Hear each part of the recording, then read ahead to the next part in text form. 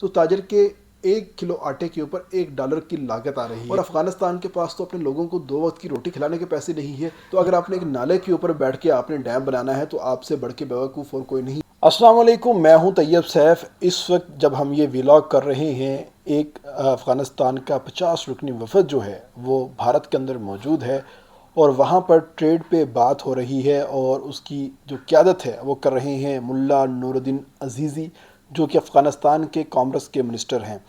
उनकी कोशिश ये है कि वो पाकिस्तान के मुतबादल के तौर पर भारत को देख रहे हैं और भारत को वो बाकायदा तौर पे प्लान में शामिल कर रहे हैं कि आइए हम मिलकर बराह रास्त ट्रेड करते हैं और इस ट्रेड से दोनों मुल्कों का फ़ायदा होगा। बहुत अच्छी बात है, ट्रेड करनी चाहिए, इसमें सबका फ़ायदा होता है। लेकिन जब ये बात कर रहे थे तो इस बात करते हुए के दौरान उन्होंने एक सबसे अहम एलिमेंट जो था उसको उन्होंने नज़रअंदाज कर दिया है, क्योंकि माजी में जब भी भारत की अफ़गानिस्तान के साथ ट्रेड हुई है तो उसमें हमेशा से पाकिस्तान शामिल हुआ है और ये ज़मीनी रास्ता सबसे बेहतरीन रास्ता होता था, जिसमें तुरखम या चमन के रास्ते चीज़ें जो हैं अफ़गानिस्तान से पाकिस्तान आती थी और वो बाकी का रास्ता गुज़रते हुए वाहगा पहुंचती थी और वाहगा से ट्रेड होती थी और भारत के अंदर तमाम तर चीज़ें जो हैं वो दाखिल हो जाती थी। और सेम इसी तरह भारत से चीज़ें या पाकिस्तान आती थी और पाकिस्तान से तुरखम या चमन के रास्ते वापस अफ़गानिस्तान चली जाती थी। तो इस दौरान ये जो ट्रेड का तो इस दौरान ये जो ट्रेड का वॉल्यूम था कुछ हद तक बढ़ता रहा, कम होता रहा, चीज़ें जो हैं वो चलती रह गई। लेकिन जो सबसे बेहतरीन अफ़गानिस्तान के लिए ट्रेड थी वो पाकिस्तान के साथ ही रही, क्योंकि एक तो हमारी जो बॉर्डर है, सरहद है, बराह रास्त मिलती है और तुरखम से KPK के अंदर और चमन से बलूचिस्तान के अंदर कोयटा में एक उनकी बराह रास्त एक हिसाब से इन्वॉल्वमेंट हो जाती थी और उनको किसी किस्म के मुश्किलात का सामना नहीं करना पड़ता था।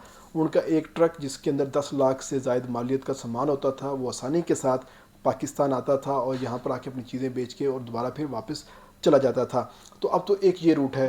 अब दूसरा जो था, जो अफ़गानिस्तान ने अब प्लान किया हुआ है कि वो पहले ईरान अपना माल लेके जाएंगे, ईरान से चाबहार की पोर्ट पे जाएगा और वहाँ से एयर कार्गो होकर घूम के न्यू दिल्ली जो है उनका सामान पहुँचेगा। यानी कि एक लंबा रूट वो ले रहे हैं, जिसमें अगर बात करते हैं उसकी अफ़गानिस्तान के ताजर की, तो ताजर के 1 किलो आटे के ऊपर $1 की लागत आ रही है। यानी कि वहाँ पर 1 किलो आटे की कीमत जो है 280 रुपये से फ़ी किलो से ज़ायद हो चुकी है। और जब उसकी हमने रोटी बनानी है, रोटी बना के उसको बेचना है, तो वो 50 रुपये से ज़ायद की रोटी पड़ जाएगी उनको, जो कि अफ़गानियों की क़ुव्वत ख़रीद के ऊपर एक बॉम्बशेल से कम किसी सूरत भी नहीं है। जो अफ़गानिस्तान है इसे पाकिस्तान के साथ अपने मामला बेहतर करने के बजाय पाकिस्तान के दुश्मन के साथ मिलकर बैठना पसंद किया है। जब इनको पनाह चाहिए होती है, जब इनके मुल्क के ऊपर कोई बम फेंकता है, जब इनके मुल्क के अंदर बदअमनी आ जाती है, तो इनको भाग के पाकिस्तान की याद आती है। अक़वाम मुत्तहिदा में बैठ के दुआएं देते हैं कि पाकिस्तान को कहो बॉर्डर खोले, हम लोगों ने वहाँ पर जाना है।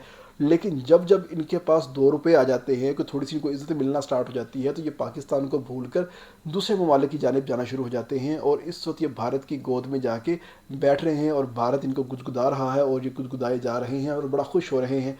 अगर हम बात करते हैं मुल्ला मुत्तकी की, तो मुल्ला मुत्तकी ने भारत के अंदर जाकर पाकिस्तान के ख़िलाफ़ जो हर्जा सराई की थी, जो बातें की थी, वो पाकिस्तान को बहुत चुभी थी। जिसके बाद चाहिए तो अफ़गानिस्तान को ये था कि उन मामलात को वेरीफाई करता, थोड़ा सा उनकी जस्टिफिकेशन देता, लेकिन अफ़गानिस्तान ने उन मामलात को क्लियर करने की बजाय दोबारा फिर से भारत के अंदर जाके वहाँ पर नई चीज़ें करना स्टार्ट कर दी हैं और कहा है कि अब हम बाकायदा तौर पे इनके साथ ट्रेड करेंगे।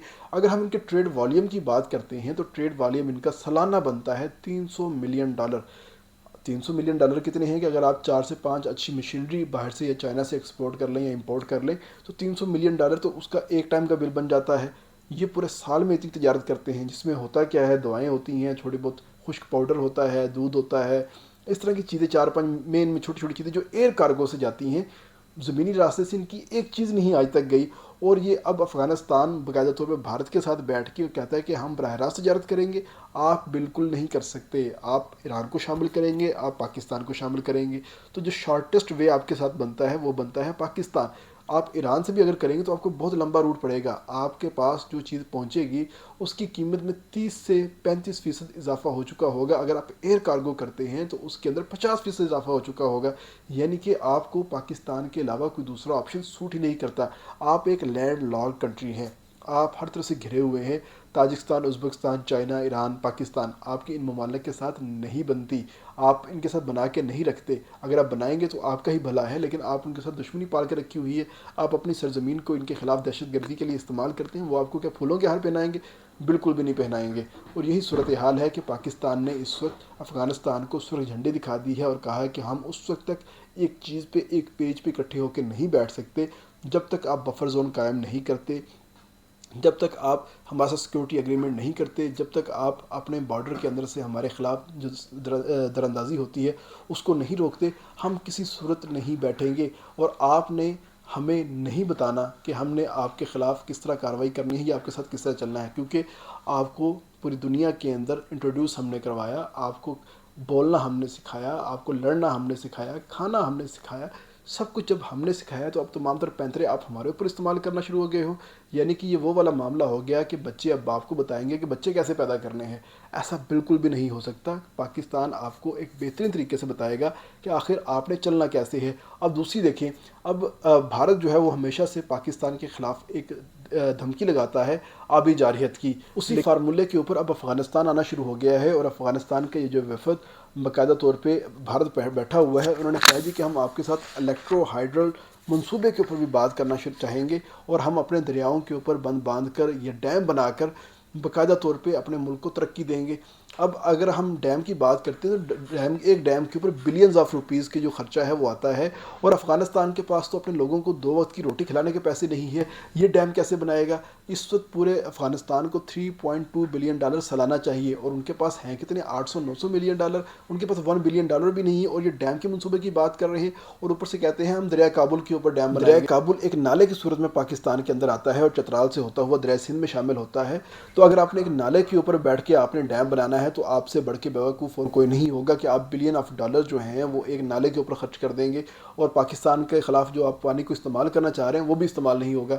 دریا سندھ پاکستان کا واحد دریا ہے جو باقاعدہ طور پہ افغانستان سے نہیں، چترال سے نکلتا ہے، اور وہاں سے نکلتا ہوا پورے پاکستان کو سیراب کرتا ہوا جا کے بحیرہ عرب میں جا کے گرتا ہے، اور یہی دریا ہے جس کے اوپر بھارت کا کوئی کنٹرول نہیں، اور بھارت چاہتا ہے کہ کسی طریقے سے اس کے اوپر ہمارا کنٹرول ہو جائے، لیکن اس کے اوپر اس کا کنٹرول نہیں ہو رہا۔ لیکن اب بھارت ان افغانیوں کو استعمال کر رہا ہے، اور یہ افغانی بھارت کے گدگدانے کے اوپر اچھل رہے ہیں، بلیوں اچھل رہے ہیں، اور کہہ رہے ہیں کہ ہاں ہم پاکستان کے خلاف یہ کارروائی کریں گے، اور اس کے بعد پاکستان ہمیں آنکھیں نہیں دکھا سکے گا، ہم پاکستان کو آنکھیں دکھائیں گے۔